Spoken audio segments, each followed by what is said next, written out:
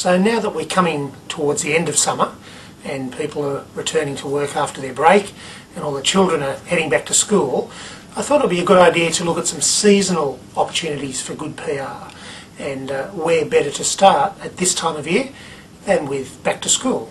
Because from around about the second or third week of January each year, journalists start to turn their attention to stories which have a back to school theme. So they're interested in looking at the anxiety that young kids feel when they might be heading off for their first day at kindy, or kids heading off for their first day at high school, and indeed the anxiety felt by their parents through that time as well. Sometimes they're looking for a broader context, issues related to educational politics, or what can be sold in tuck shops at school, or the use of technology at school, a whole range of issues that in some way fit the back to school theme.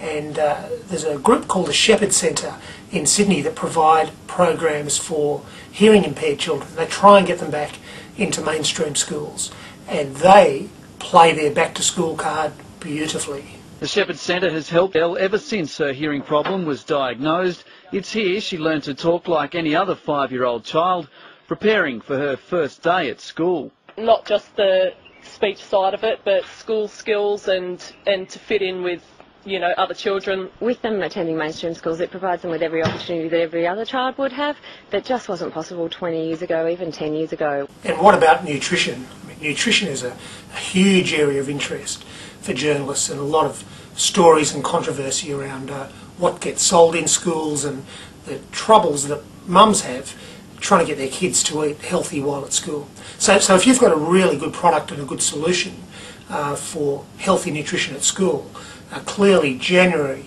would be a terrific time for you to be promoting that. And with a bit of luck, you might even end up with your product featured in the Daily Telegraph, like Naturo was at the start of 2009.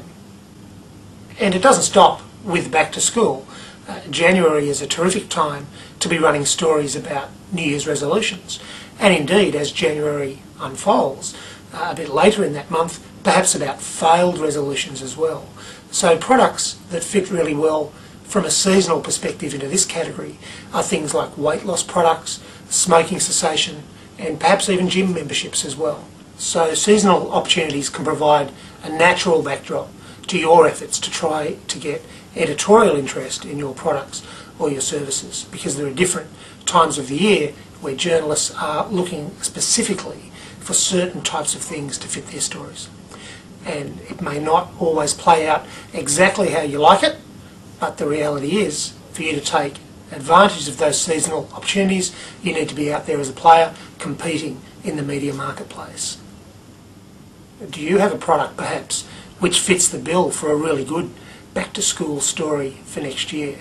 One that you can imagine seeing your product featured within the context of cute children and big hats and backpacks as they make their way back to school.